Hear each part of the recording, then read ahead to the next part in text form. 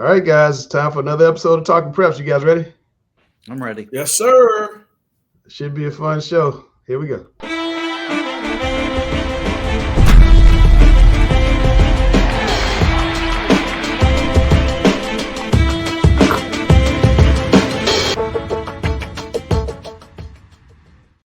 All right, Brandon, let's get right to it. Who are your players to watch? I got the wrong headline on top of it. Who are your players to watch for the past week? Well, first off, we have Myanna Ford at Westminster Catawba. She had 35 points in a game versus Metrolina earlier in the week and followed that up with a 32-point performance for Southlake, leading her team to a 2-0 record this week. Camry Hobbs is on the list again. She had 29 points and 6 rebounds Tuesday night in a loss versus West Rowan. Cameron Kitchen, 21 points against Butler Friday night and scored her 1,000th career point as a junior. Blair Riley from Forest View in a win over Hunter Hust on Friday. Riley had 21 points, 14 rebounds, 7 blocks, and 3 assists. Randall, what is it with these young ladies in Gaston County? We talk about Amaya every week with these crazy numbers. Now Riley's with these crazy numbers. What's going on in Gaston County? What's in the water out there? They are putting up stats, that's for sure, out there in Gaston County. So it's been pretty fun to watch. I love watching the smaller towns have success for sure. Absolutely. And then you got your player of the week. My player of the week, Miss Samantha Sheehan from Lake Norman. She scored 33 points and had 7 boards against West Cabarrus on Thursday night. And they averaged 20 points last week as her team went 3-0. Samantha, welcome to the show. How's it going this year with Lake Norman? I think it's going good. Definitely we've gone better since our preseason because we had preseason games and we definitely had things to fix. But I think so far this year we've all bonded together and created this chemistry that just making us way better as a team. And I think individually I've definitely worked hard to increase my performance. So I think it's going successful so far. Now most teams get a winter break, but you guys had a winter break.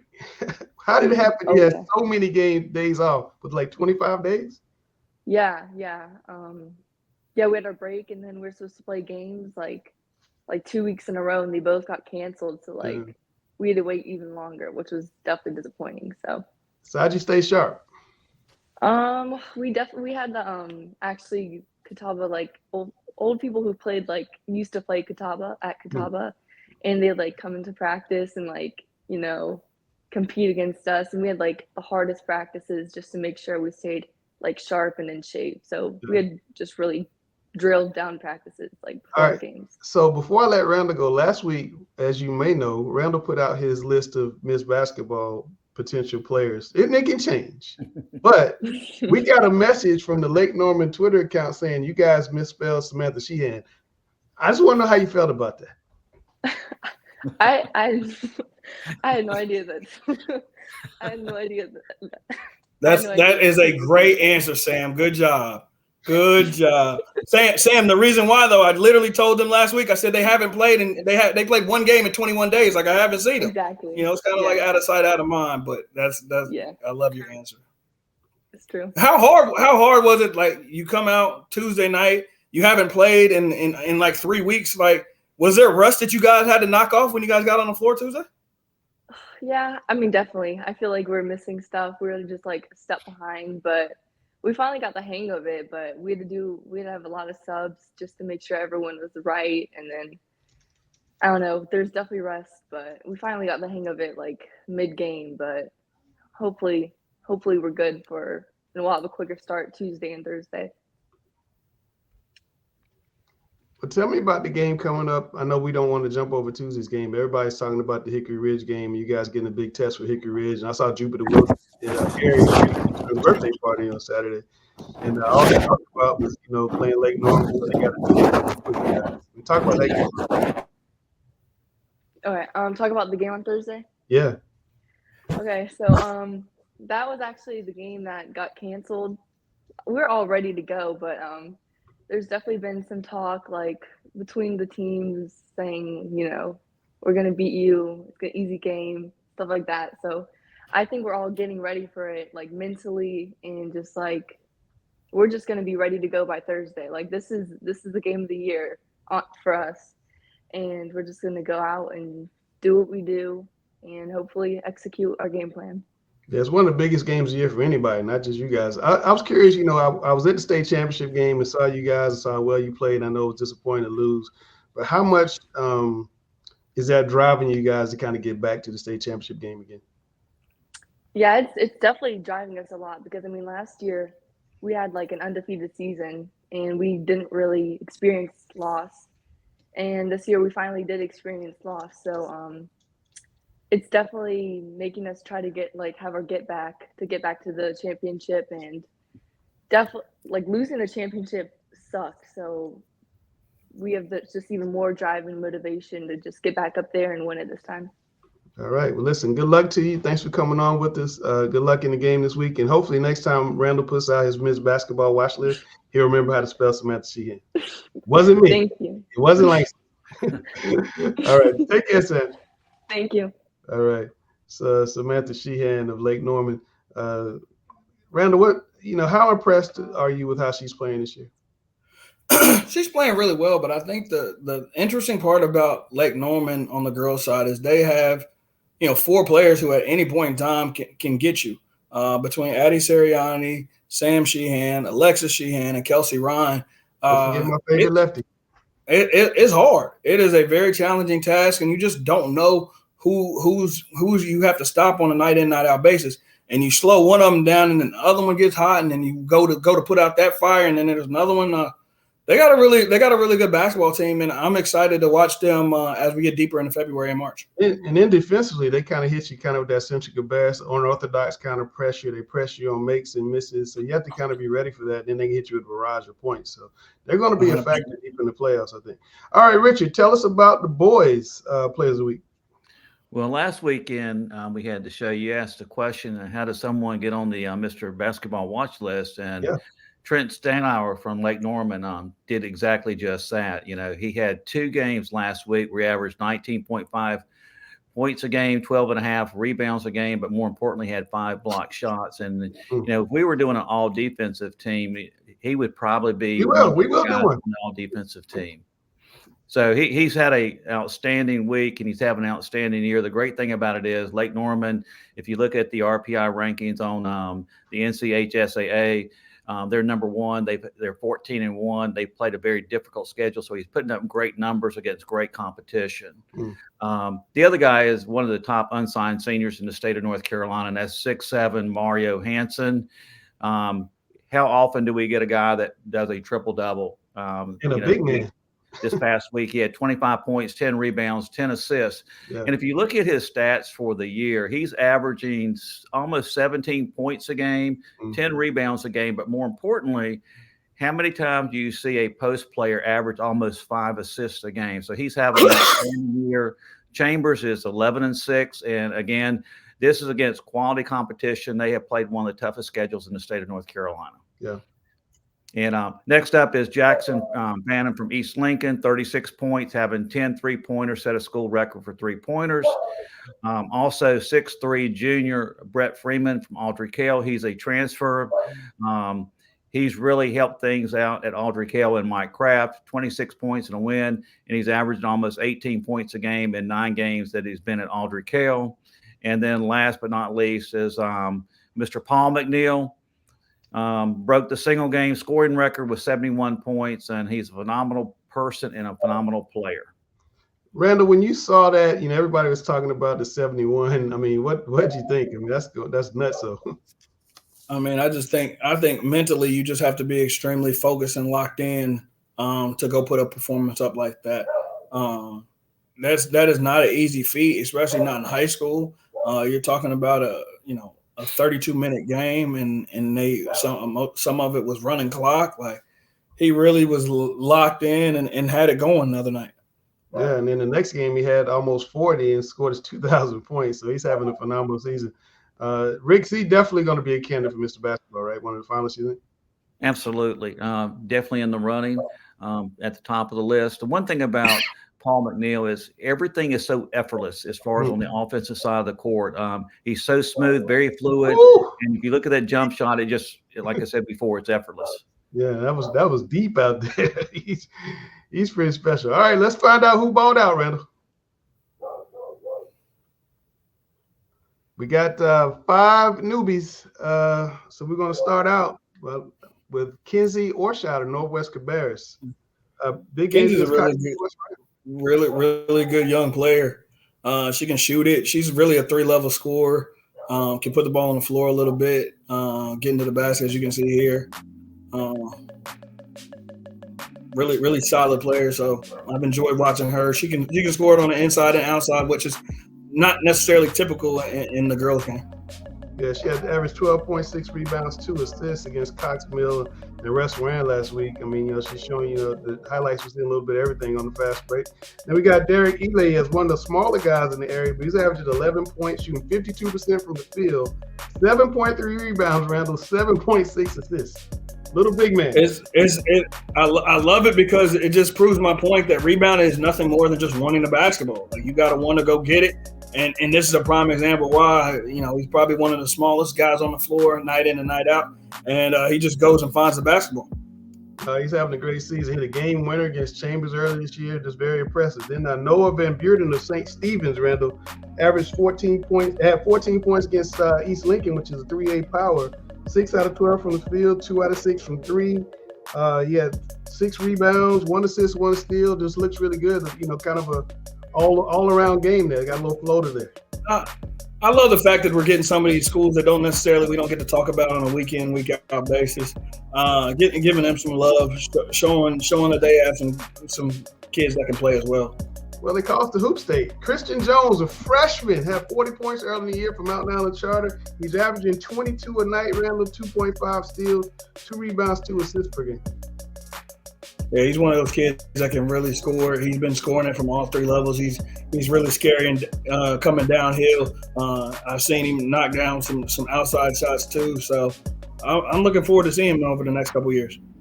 Well, we're going to have a little runner freshman right here because it looks like we got some really good ones. CC Coleman out of West Charlotte had 37 points against Morrow, Georgia in the Christmas tournament, and my man was going to the hole.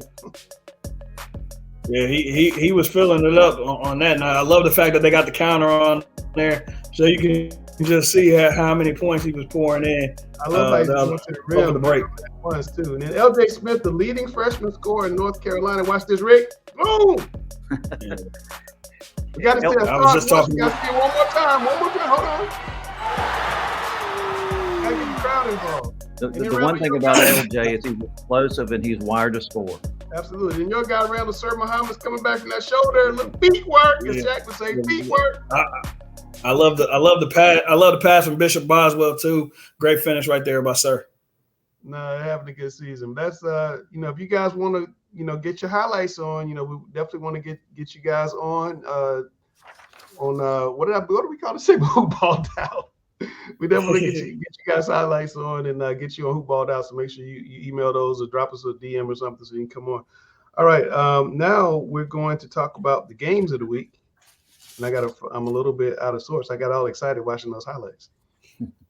And Randall switched up his games of the week on me, so I'm a little lost anyway to start with. But Randall, tell us about your big girls games of the week. Well, we're gonna start off first. We got South Meck and Audrey Kell. That's one of those games. It's a rivalry game. 2 teams that are going to be really excited to match up against each other.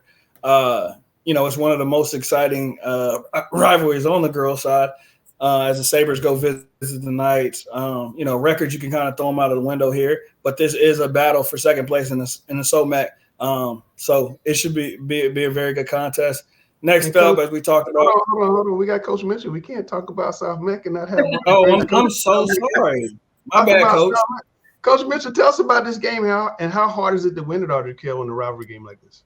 Oh, it's definitely hard to win at AK. I mean, these atmospheres, just like the South Meck Myers Park game on Friday night, these SOMAC atmospheres are really, really fun to play in and coach in. On paper, Myers Park made Audrey Kell and South Meck look very similar. I mean, they're averaging about the same as far as team averages. For South, they just lost to undefeated Myers Park by 7 points on Friday night. They stuck with them, a very close game. They fought the whole time. So I still expect good things to come out of South Meck this year. South is led by Michaela Davis, who, I think she's averaging about 17, 18 points a game. What is she now? She is actually 20 points a game. She is the motor of that team. 20 points a game, 4 rebounds, 3 assists, 5 steals, to go along with freshman KB Brown and sophomore Caitlin Hensley, who both chip in about 9 points each. Again, for AK, Molly Burns, 16 points, and sophomore Autumn Washington adds 12 points, 8 rebounds a game. This is definitely going to be a big matchup. Second place is on the line. We'll see what it looks like. This is actually the reschedule game from January 7th. So this game has been like hanging on for a couple weeks. So I know both teams are ready. Well, speaking of hanging on, Randall, we had Samantha saying this is the game of the year for Lake Norman. So what's going to happen when Lake Norman faces Jupiter Wilson, Hickory Ridge? Got to go on the road. We're going to find out a lot about this Lake Norman team. As we talked about, they're a really good team. They got some players that can really play, and they fit different roles, and they kind of all embrace their job and do it. But Hickory Ridge, as we know, is a hard place to play, and Coach Richmond can attest to that. So I'm expecting a very, very competitive game Thursday night. They're made in Go ahead. One of the things I was thinking about, is they both had a game plan in for last week, and then the game got postponed because of the weather. Right. And so you go play other teams, and you kind of have to put that game plan away because the way girls basketball is this season, most teams only have, at least the top level teams in each conference. They only have one they really got a game plan for. And so you kind of put things away and come back to it later on. So it'll be interesting to see what each team does differently than what they would normally do. Most coaches always say, well, we do what we do. Well, when you got a big opponent, you got to do a little something different. And I want to see what each team is going to do differently. Sound like you calling for the upset. No, I'm not calling for an upset. I just want to see what they do differently. I saw Hickory Ridge play Friday night, and they pretty much do what they do or did most of the season. And it wasn't any need to change. But when you play an opponent, they're both playing for first place. They know each other well, as we talked about it previous to the postponement. Lake Norman has probably won 5 games in a row against Hickory Ridge, and they all have been single-digit games. And so you want to kind of see what Jupiter is going to pull out of his bag to give them a different look. And you also want to see how well Lake Norman is going to play without Kristen Lewis-Williams, who is a Hickory Ridge killer. She's an everybody killer. Randall, every year East Berks has a good basketball team. Sounds like they have another one this year. I mean, it's unbelievable. They're averaging about 67 points a game. They're led by Braylon Stillwell. The Cavaliers average 17 steals a night. So they create a lot of their offense with defense. Maiden is trying to keep up with East Berk because East Berk right now sits at 15-0. Maiden is 5-1 in conference, and so this is a first place game coming up Friday night. And that's a big rivalry. Those schools in football, they have something called Fat Friday when they play each other. It's always a big deal. It draws a lot of fans, and the boys and girls games will be sold out, I'm sure. Kind of like South Meck and Myers Park last week. All right, big private school game, Providence Day and Latin. We get a common theme here this week, as a lot of these games are battles for second place. The Chargers come and they're going to visit the Hawks in a very intriguing battle. Two sophomores. We had Jada McClure on here last week. She'll take on the other sophomore, Charlotte Toon. 2 really, really good players that I enjoy watching. They can really score the basketball. High IQ kids that play the game the right way. Should be an interesting matchup as they battle for second place. And then we got this isn't quite a holler championship, Gary, but back your way with Huff and North Meck. What are you looking for in that game? I'm looking to see if Huff can take it to the next level. I call this one the Highway 115 rivalry. Huff, last week we talked about how there's a big gap between the top tier girls teams in each conference, and there was very little middle class. Well, right. Huff in the middle class, looking to get to that next level. So this will be a test for them to see, can they get to that next level, how far they're off from being able to compete on a consistent basis with North Meck and Mount Creek. Should be a good one. I mean, that's another rivalry situation which should draw a big crowd. North Mac riding the 8-game winning streak as well, so it's gonna be a challenge for Huff. That's for sure. Absolutely, absolutely. All right, Richard, let's flip it on the boys' side. Well, you have a huge week for Coach Grant at Lake Norman. They play 2 big road games. They go to Mooresville, which is 6 miles away, and Mooresville's 4-1 in conference, and of course Lake Norman's undefeated. And then the other big game is Lake Norman at Hickory Ridge later in the week. And Hickory Ridge is 14-3 and 4-0 in the conference. So if Lake Norman can get by this week going undefeated on the road against 2 of the better teams in the conference, they have a chance to run the table, and they will battle Myers Park for the #1 seed in Western North Carolina. Wow, big week for them, and that showdown at Motown to start out. But then you got a big game on Wednesday, South Meck. Coming off that Myers Park loss, they can't afford to go 2 games behind the Mustangs, and Ardrey Kell wants to stay right there for the conference championship too, right, Rick? Well, this is a battle for second place. No one's catching Myers Park. I mean, Myers Park is in a class by themselves, but this is battle for second place without question. Playoff seeds. Playoff seeding. And then this Covenant Day team beat Christ School on Saturday. They're really hitting the stride, Rick. I tell you what, Michael Laney in the second year at Covenant Day has done a fantastic job over there, and they've beaten some quality teams. And, I think they beat Northside Christian earlier in the week, and then come back and beat Christ School. So they're a team on the rise, and look for good things to happen for them in the playoffs. And the Cannon School's not going to be happy coming in off that Providence Day loss. That could be a really interesting game. And that was one of the most surprising losses of this season. I think we all picked Cannon to win that game over Providence. Providence Day got out of the 50s, and when they start scoring, they're harder to beat because they do play defense well. But the problem is they always kind of they keep their scoring down and keep your scoring down. They slow it down. They're very methodical on the offensive end of the court. Yeah, it sounds like they're maybe opening up a little bit. And then we got the battle of Union County. The 2 best teams in that county went into the Marble Ridge. Well, this is the battle for the conference regular season championship. This is the one game that I look at the calendar that Weddington may have some difficulty on. It's on the road against Marvin Ridge. If they can get by this, I think they'll run the table as well. Well, I think that's the first of 2, so that should be interesting to see what happens. But yeah, they're going to be hard to beat at home, though. Yeah. No, I mean, Weddington looks like the favorite, but these rivalry games, you kind of never ever know. Randall, you already got in trouble with your Miss basketball pick, so I'm really curious to see how much trouble you're going to get in with your mid-season All-Observer picks. So tell us what you did here and why. Well, I mean, the biggest thing for me is that winning always matters. And I think, when you look at it, with the Miss basketball, it was more, the scope is bigger. So you got way more kids to choose from. This one, I think, you want to reward kids for winning basketball games.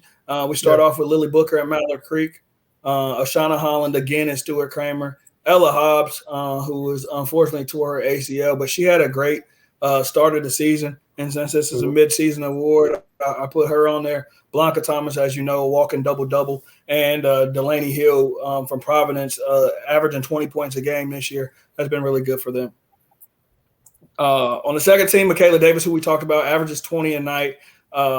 She's been really, really good. Sam Sheehan averages about 20 a night, too. She's shooting over 40% from 3. Brooklyn Saunders is one of my favorite players on the list because her and Michaela are similar. They are the engines of their teams, 2-way players. She's a stat stuffer. She scores it. She'll get assists. She gets steals. She gets rebounds and really does a great job. Elle Stone is a kid that can just put the ball in the basket. And seeing how that Mallard Creek team has come together, adding with the addition of Lily Booker, has been very, very interesting. And I feel like a kid that we talk about every week, Amaya Graham, averaging 19 and 15. I know people probably don't get to see her often, but, those numbers you can't deny. I don't care who you're playing. She's balling. I mean, that day she had 25 and 26, and the coach actually said it was really 25 and 32 after watching the Huddle film. So that was pretty impressive. Then you got the third team there with Ella's sister, Camry. Third team, the other Hobbs. Camry's done a great job. She was having a really good season, and ever since her sister went down, she really stepped up. She's been scoring the basketball at a high clip. She rebounds really well. Grayson Goff, another kid at Catholic who can knock down outside shots, does a really good job of making shots and getting to the basket and to the free throw line. Cam Kitchen, who we talk about every week, she got her 1,000 point this week. really a 3-level scorer that can really beat you in a variety of ways. Madison Drayton, I got to see on Tuesday night, and it was actually really fun to watch her play as well. That team at Cannon is really young, but she can really play. And last but not least, your favorite lefty, Miss Kelsey Ryan out at Lake Norman. She averages about 17 a night. I mean, like we said, they got 4 kids out there that can really play. You got my 2 shooters on the 3rd team. I don't know if I'm down with that. Coach Mitchell, Gary, did he get it right or did he get it wrong? Who's missing? It's very subjective. I don't have a problem with it. I know there's some other kids that could be on there. Truesdale from Myers Park could be on there. Yeah. Lanice Joseph. It's so many kids that could make it mid-season, and it's good. It's not an official. This is not our official awards. Between first, second, third, all of them could be first, and all of them could be third. It can definitely be a lot of movement between these lists for sure. There's one player I would move off second on the first, but that's another argument for another day. Coach Mitchell, any thoughts here?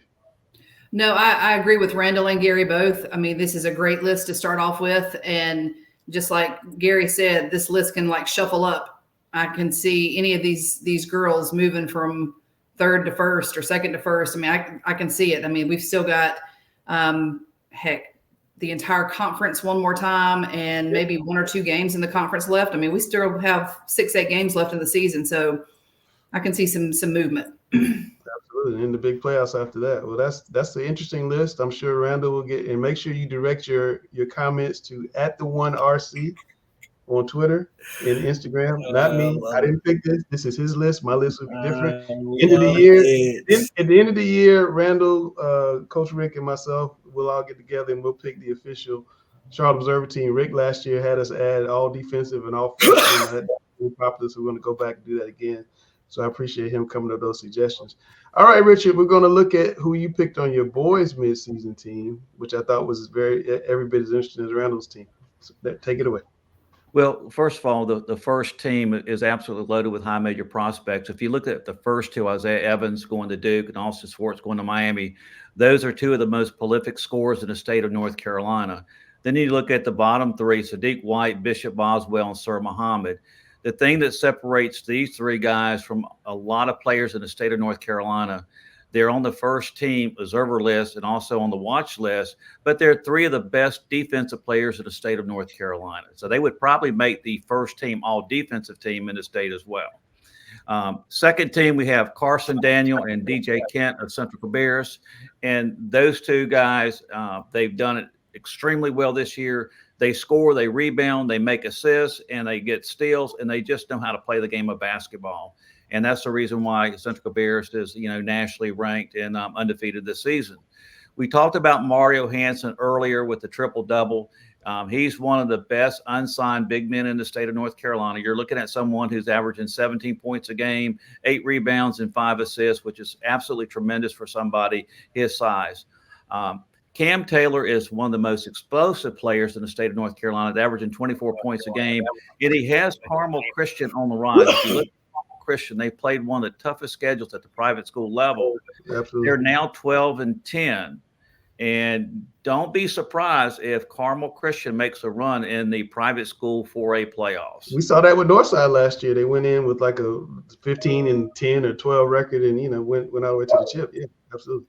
Well, there's a lot of different, thought processes on scheduling. We've discussed that before offline, but you look at some of these teams, they're not bashful about playing really tough teams. And you look at, like Chambers and Carmel Christian, they play 2 of the toughest. And you look next at Santana Lynch.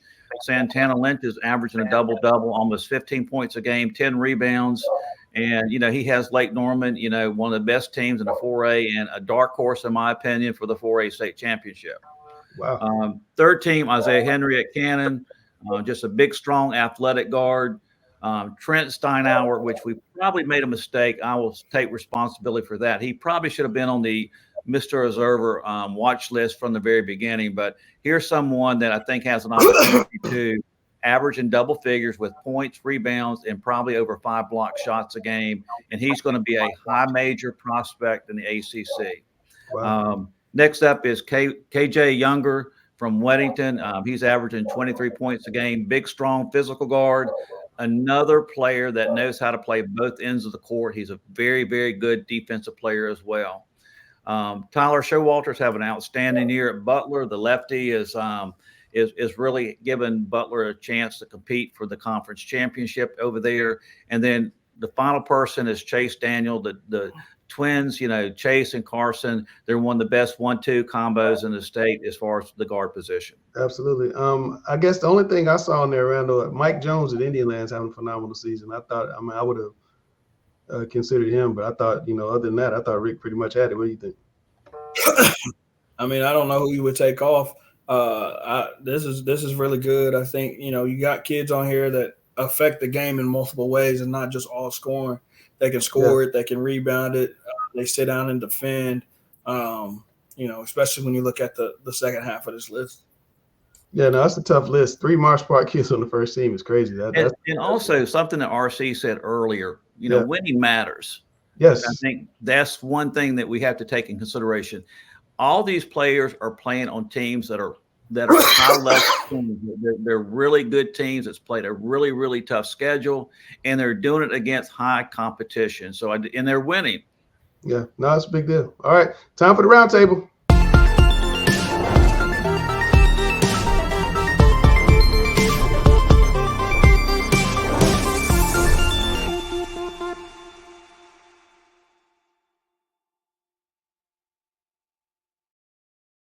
So Randall hit me on social media or text, or I don't know. Me and Randall talked so many different ways during the week, and he showed me something about there was a poll put out, and the question was, would you rather score 50? Make sure I'm getting this right, Randall. Would you rather score 50 and lose, or win the game in overtime or something like that? And I was wondering, is that right? Is that right? I mean, would you rather score 50 points? Or would you, or lose would you rather win or score 50 points? Essentially, is what the question. Yeah, basically like that. And it got us to thinking. And I'm Coach Mitchell. I'm going to start with you because you coached most recently of everybody on here in high school. Are coaches under pressure now to play kids to chase stats all the time? I definitely think so. I think that the pressure isn't necessarily like coming from parents or kids or whatever, but it does matter. When you look at making an all-district team or all-state team, making the East-West All-Star game, making the accolades after the season is over, everybody knows who the best kids are in the conference. That's no. But when it goes a little bit bigger, is somebody going to get voted on all-state who, averaged 15 points, 5 rebounds, or somebody who averages 35 points, 2 rebounds? And I also think because of the social media era that we're in now, people want to see it. So, if I score 50 points, then I'm gonna be all over. I'm gonna go viral for a couple of days. But I definitely think that it's a lot of pressure on the coach on how do you coach it? Do you leave the kid in so they can get that double or that triple-double, or do you use your bench players a little bit? Gary, you about as outspoken on most things anybody I've ever run across. Go ahead. Well, it's kind of like Christy said.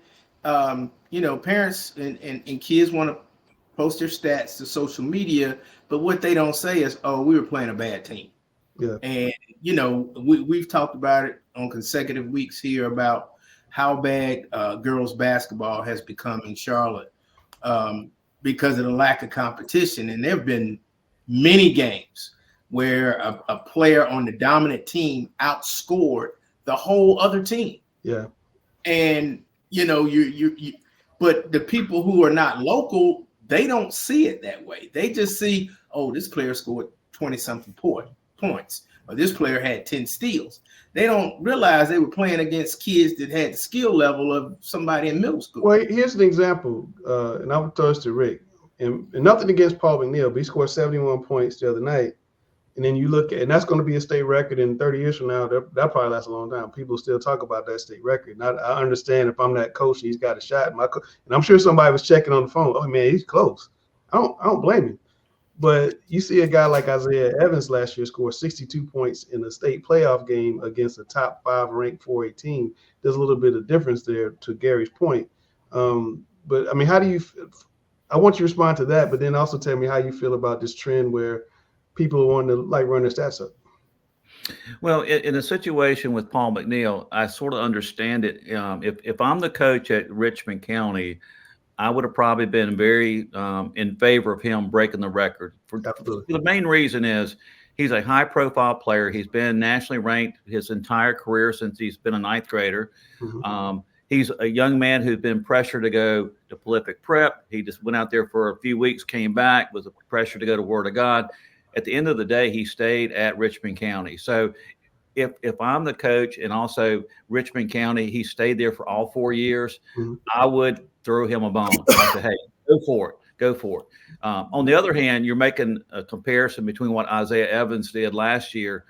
You know, we're comparing apples to oranges. It is probably more impressive that Isaiah had 60-some points in a conference tournament championship game. That's probably going to be more impressive. But at the end of the day, a lot of these records on the record book is based on a lot of performances where they were going up against inferior competition. Yeah. Now, my point to this is, you know, with the trend as far as, you know, the individual stats, I want to use two illustrations. You know, I've always had this, you know, the impression that team success equals individual success. If you're successful as a team, you're going to be successful individually. And I'm going to look at Myers Park. The three guys from Myers Park, Sir Muhammad, Sadiq White, and Bishop Boswell, don't have the great stats that some of the other guys have, but they're all going to be very successful, and they're going to get the individual accolades because of that. The other person I want to mention is Drake Powell at Northwood. Drake Powell might average 15 points a game, 10 rebounds, 6 or 7 assists, block shots. He's not the type of player that's going to go out there and score 30 points. That's just not his game. But he's one of the best defenders in the state and also in the country. And that's the reason why all the national polls and ranking services has Drake Powell as a national. Yeah, no, absolutely. But Christy, when you're voting for all district teams and stuff like that, and you're not really sure about who it is you're voting for in certain places, I mean, how much does that 27 points matter versus the 4? Like, you know, somebody averaging 14 on the team is more balanced. Well, the way that all district voting goes is you vote 10-1. So the best player that you think is in that district is given a 10 points, and it goes all the way down to 1. And there might be 30 or 40 girls. And, you know, the ones that you really know are the ones that are around your area. But, you know, you may not be familiar with the girls from, you know, other counties that are really close by. And a lot of times you either have to do some research on them or you're just going off strictly based on stats. But how much? Another thing about that point system that Christy's talking about, coaches are notorious for giving a player who they think may bump their player. Absolutely. Lower points and give their player higher points or some other player higher points so that their player can make the team. Right. And so, you know, when the point system is not balanced, a lot of times it's for personal reasons and not really basketball reasons. I understand. Go ahead, I think the big thing is just looking at it from a kid's perspective. I think that's the part that was shocking to me. And I don't want to sound like an old man, but I can't tell you how many times I've had kids tell me like, oh, I'm going to get my 1,000 point this game. I'm going to get my 500 rebound this game. I'm going to get my 500 block. It's amazing to me how these kids know their stats. And when I was growing up playing, like we just wanted to win the game. And you found out, you know, after the fact that you scored 1,000. So I honestly believe that for some of these coaches, there is pressure there. Like if this kid doesn't average this or doesn't play this many minutes a night, and she's not making All-Observer, she's not, you know, making first team, like she has to transfer and go somewhere else, you know, to accomplish his goals. And I understand goal setting. Don't get me wrong, but I think there's a fine line between setting a goal of, you know, accomplishing things and chasing stats. Yeah, absolutely. Well, it's a very interesting discussion, but we'll leave it there. It's time for coach versus coach. Are you ready, Christy? Yep. All right, here we go.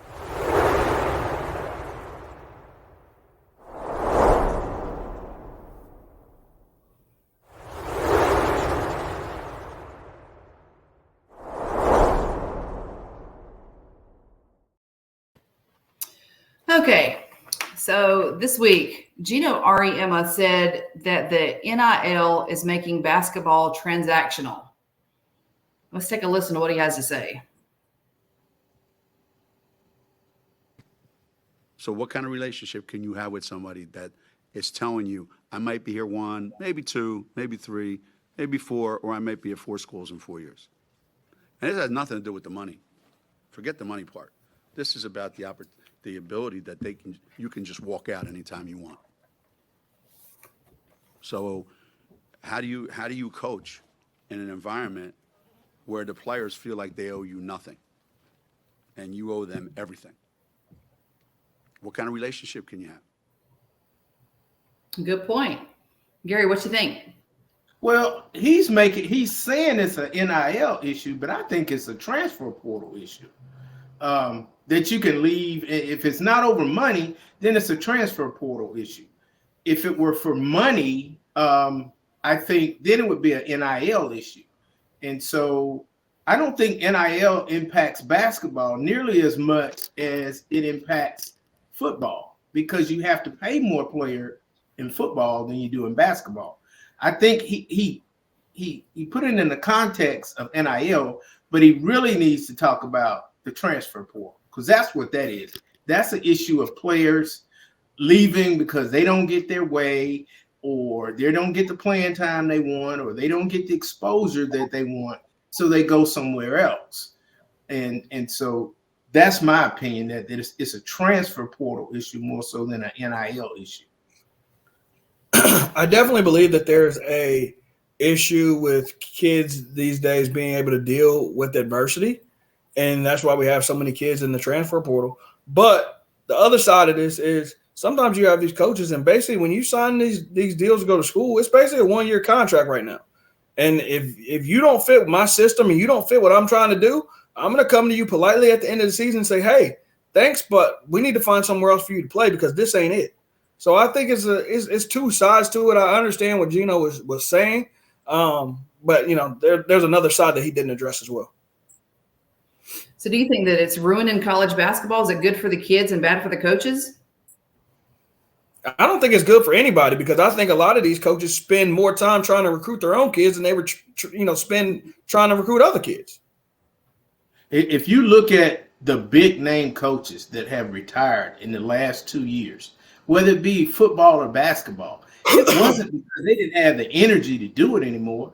It was because of this NIL transfer portal issue. And they all came out and said, why should I have to recruit you every year? I recruited you once. You know what I'm about. I know what you're about. Why do we have to go through this song and dance every single season?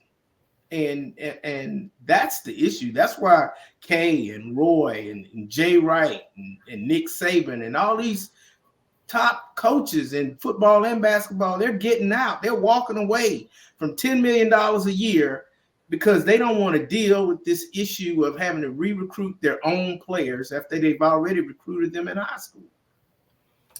Well, last week, Nike signed AJ Dabansa, the number 1 player in the class of 2025, and Jersey Robinson, the number 1 girls player in 2026, to NIL shoe deals. 5 years from now, what will high school basketball look like with the NIL money coming in like this? It's going to look crazy, and I'll tell you why. I got a phone call this week from a kid that moved from a non-NIL state to a NIL state. Now, just let that sink in. Your whole family uproots themselves from where you live and moves somewhere else because we can't get an NIL deal. NIL isn't going anywhere, and it's going to, in 5 years, it's really, really going to look different as you look at teams and kids, doing these things, right now. It's funny that you say that, because last week our national conversation was about a shot clock. Now we need to have a national conversation about NIL. But the only problem is going to be what happened to the NCAA. If they put in a national rule about NIL, high school kids NIL, then somebody's going to take it to court. And just like the NCAA is going to be restraint of trade, and They're gonna say, no, you can't do that. And like Randall said, it's gonna totally be out of control because the high school federation won't be able to control it. And we're already in a mixed system with some states got shot clock, some states got NIL, some states have this eligibility rule.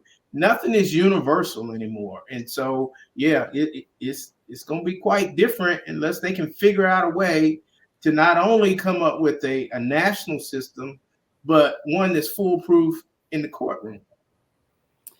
How bad has AAU and high school recruiting become? And what do we do to fix this? It's become very bad on so many levels. It really just depends on where you want to start. Yeah, I mean, there we go. You got, and it works in several different ways of, yeah, we don't want you going over to play with this specific team because all their coaches are from, this school and they're going to try to get you to come over there. And it seems far-fetched to a lot of people, but the reality of it is very, very true. Well, we already know that AAU has become more important than high school, which I can't stand, But and the reason for that is easy for college kids or college coaches to go to an AAU event or a travel event and see numerous players at one time throughout a day. And they only have to go to one site as opposed to doing it the old school way where they have to go to a city and they have to go to 4 high schools on Monday. And then they have to go to another 4 high schools on Tuesday. And they have to go to another 4 high schools on Wednesday. They don't have to do that now with travel ball and AAU. So if parents know that the way to get that scholarship is through AAU, and the high schools are not as important anymore, it then becomes important for high school coaches to figure out a way to make up that disadvantage. And so that's where the high school recruiting comes in. I need to get this player, I need to get that player, or else I'm going to lose the power that I have over AAU for getting my kids into college. I had some pretty successful programs when I was coaching, and one of the things I would tell parents, and I was honest about it, I say, I got this player that's D1, I got this player that's D1. If your kid comes to my school, then when those colleges see player 1 and player 2, they're going to see your kid too. And it becomes a reciprocal thing where you're selling your school and you're telling parents that you have a better chance of getting your kid in school if they come to your school. And now with the transfer portal, we know their high school scholarships are not as prevalent as college scholarships for high school kids are not nearly as prevalent as they used to be 4 years ago. Yeah, absolutely. Rick, relationships definitely matter when you talk about that. When you talk about, Rick, I'm sorry. Go ahead, Ray. High school recruiting.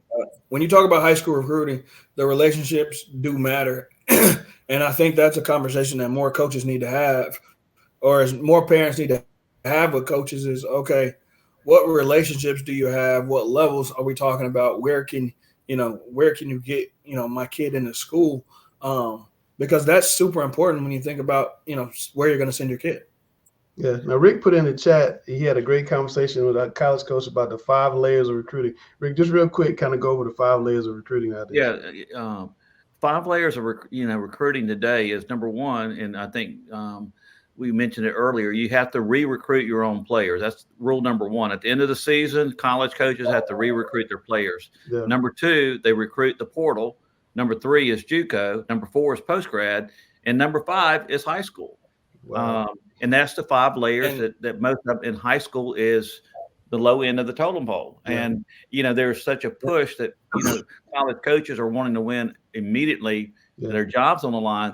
If you're a college coach and you need a 6'6" wing, are you going to go out and get a 6'6" wing who's 22 years old, who's in his, 3rd year in college, or are you going to get a 6'6" wing who's just coming out of high school? And that's the mentality. 25 years old. Let's get it right. 25, 26 years old nowadays. It's crazy. That sounds like a topic for a future roundtable. That topic. But I want to make. I think this I think the perfect example. You know, I think a lot of the college coaches really don't trust their eyes and their gut. And I'm going to use two examples. Chase Lowe was at Weddington. He basically had 0 D1 offers, you know, his senior year. Yeah. You know, I think it originally when he went to William and Mary, it was a situation, you know, it was a late offer. He's there at William and Mary. He's having a phenomenal year at William and Mary. The question they had with Chase is he really couldn't shoot the ball that well from the outside. But you know what? He played on the state championship. That won 2 state championships. The young man knows how to win. And guess what? He's taken those attributes to William and Mary. Another good example is now they got to recruit him at the end of the year. And another example is Nick Dorn. And this is a true story. He had no D1 offers going into his senior year. We had the event at Chambers, and the Elon assistant coach was there. And I was doing the PA, believe it or not. And I was trying to get him to be a D1 player. So every time Nick scored, I would say Nick D1 Dorn. Stacy Palmore was the assistant coach, and I've known him for a long time. Yeah. I said, Stacy, you guys got to offer this young man. He's 6'6". He's a late bloomer, just like his brother. Yeah. They finally offered him. He's on to Elon. He's blowing up. He's been conference freshman of the year 3 or 4 times already. Yeah. I mean, I just don't get it. No, that's crazy. They got to recruit him in the year. And Mario Hansen, another one in this class. Yeah, absolutely. That's like I said, that sounds like a topic for a future show. All right, Christy, your shout out. So Randall said earlier about Cameron Kitchen scoring her 1,000th point, but also her teammate from Independence, Chloe Moss, grabbed 500 career rebounds this week, which is huge. And the last one, from what I've researched, it looks like there are 10 remaining girls teams in North Carolina that are still undefeated. And 2 of them are right here in our backyard, Myers Park and East Burke. East Burke 15-0, Myers Park is 17-0. So just a shout out to them. No, it's hard. It's hard to do that in girls basketball. And don't tease Barbara about her nickname, Langston. I never called Barbara grandma coach. Her player called her. See, you did. You just did. I didn't do it. Barbara, right into that one, LW. I didn't do it. Right into it. $5, Randall.